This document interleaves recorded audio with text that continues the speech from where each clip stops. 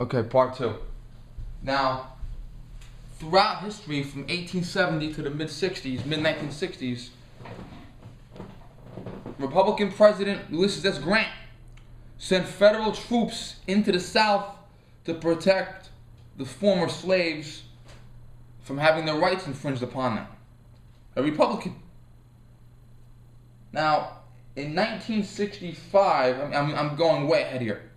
In 1965, I'm just trying to give you the basic milestones of history. The Civil Rights Act was voted into effect by President Andrew Johnson, a Democrat. It is alleged, I might be wrong on this, it is alleged that when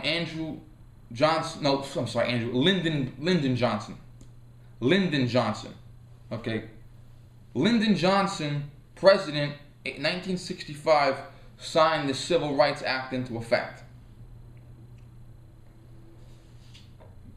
It is alleged that when he was senator, don't forget, he was senator, then vice president, then President Kennedy was assassinated, he became president.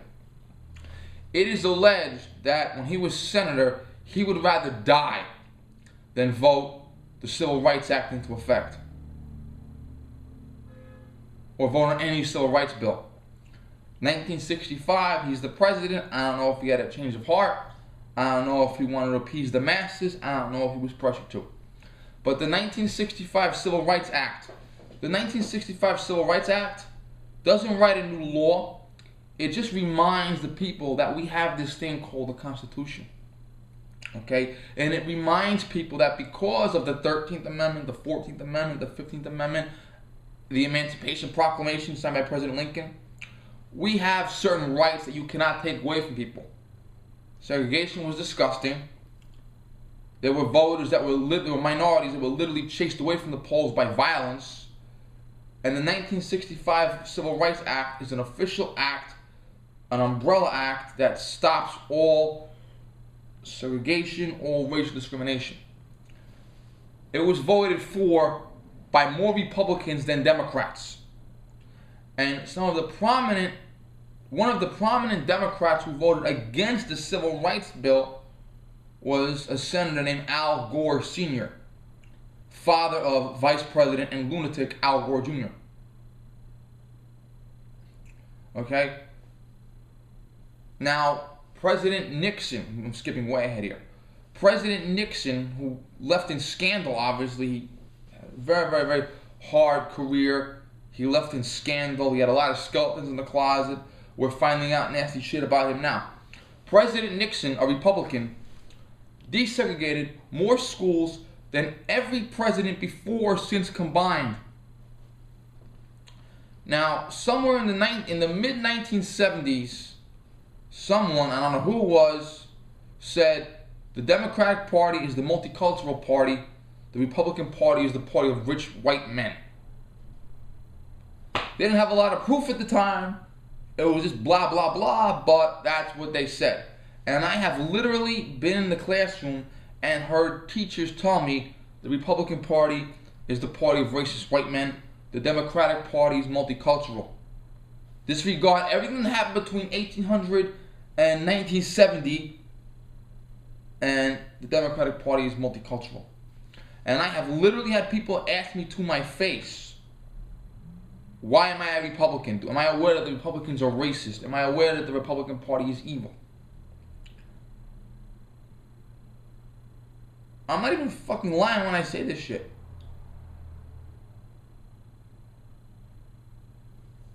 And some people have asked Michelle Bachmann, we're going to talk about her now, why would Michelle Bachmann want to be a member of a party that discriminates against women?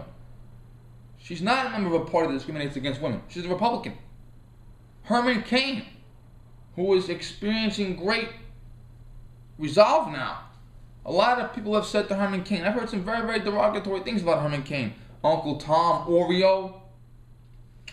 They've asked Herman Cain, why would you want to be part of a party that has a history of discriminating against black people? He's not a member of a party that has a history of discriminating against black people. He's a Republican. Anybody watch Sean Hannity? Sean Hannity had a woman on, I forget her name, but out of respect I would not mention her name anyway, even if I knew it. This woman said the Republican Party has a long history of keeping blacks from the polls, and she literally, black people from voting, and she literally said it like that. And I'm like, when? When we unanimously approved the 15th Amendment? When more of us voted to have the 1965 Civil Rights Act to end segregation and discrimination all across the country? When President Nixon desegregated more schools than any other president before or since combined? Where is this history that I cannot find? And Sean Hannity wasn't going to take any shit up anybody, challenged her to substantiate her claims. And you know what she said? She said the Republican Party, I did not know this, the Republican Party wants to have voter ID. I want to have voter ID. When I go down to vote, they have a book with my name printed in it. I take the pen, I sign my name, and I vote. Someone could come there before me, say that they're me, sign my name, and vote in my place. I could go to someone else's station before they get there and vote in their place. Obviously, that's a felony, but you could still do it. And I am a staunch supporter that you should show your photo ID when you vote. Everybody over the age of 18 that I know personally has photo ID. If you don't have a driver's license, the DMV issues non-driver's ID. There are school IDs. There are military IDs. I have a handgun license. I have an armed guards license. There are passports. There are dozens and dozens of IDs that are out there that you could show. If you look too young, you have to show ID to buy alcohol. If you're younger, you have to show ID to buy tobacco. You have to show ID to get on an airplane. You have to show ID to buy a gun. You should have to show ID in order to vote. But this woman said that because the Republican Party wants voters to show photo ID, that is going to stop blacks from voting. She couldn't prove that. You know, it's kind of like me saying, okay, because I wear a blue shirt, I support killing babies.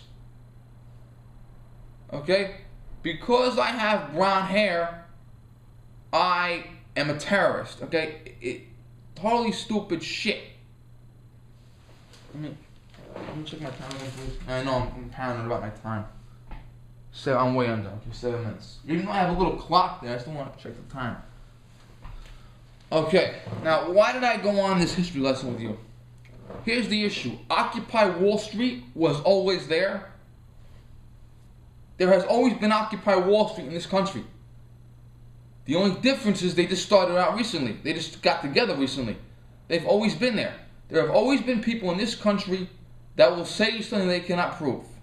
Like the woman that said Republicans want to keep black people from voting because they want voters to show ID.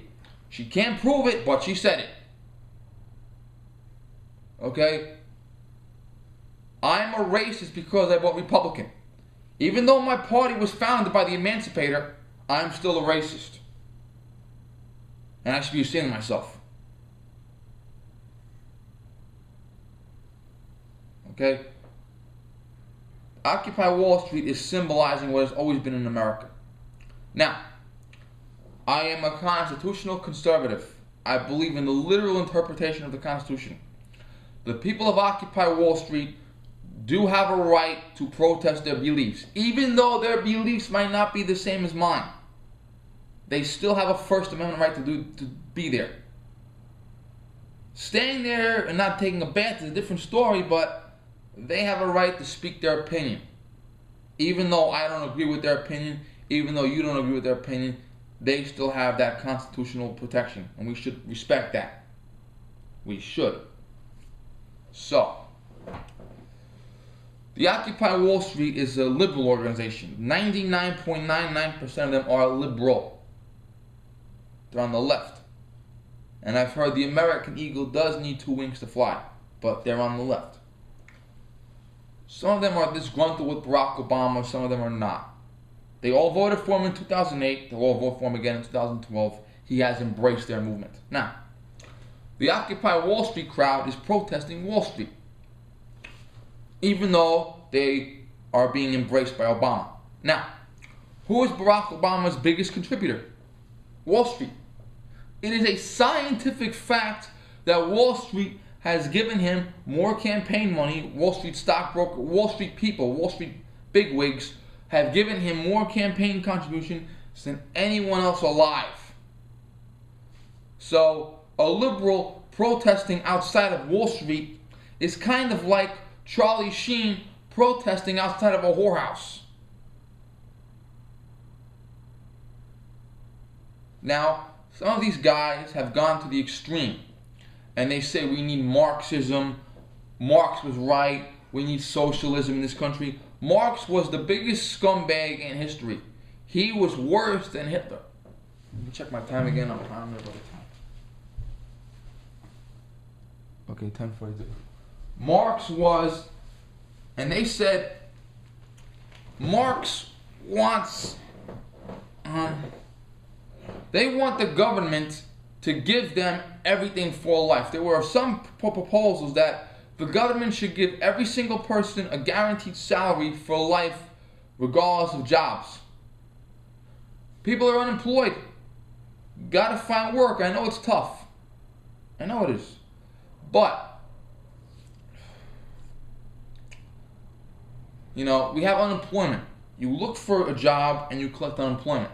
Eventually, the unemployment runs out. They want guaranteed money for life for everyone. Here's the issue. People work and pay taxes. People buy things and pay taxes. The government uses the taxpayer money to run the country, and the government spends too much. A lot too much. If every single solitary person in the country is sitting home getting free money, it's not going to take more than 3 years for that money to run out. Believe me, that money's going to run out fast. No one's working, no one's doing anything, no one's paying taxes. Everyone's sitting home. The government's handing out free money, free money, free money. It's going to run out eventually. So it is scientifically impossible to do what they want to do. Well, every single person down there has their own message. There's 10,000 different messages a day down there. I'm going to cut and I'm going to start again because I want to go over.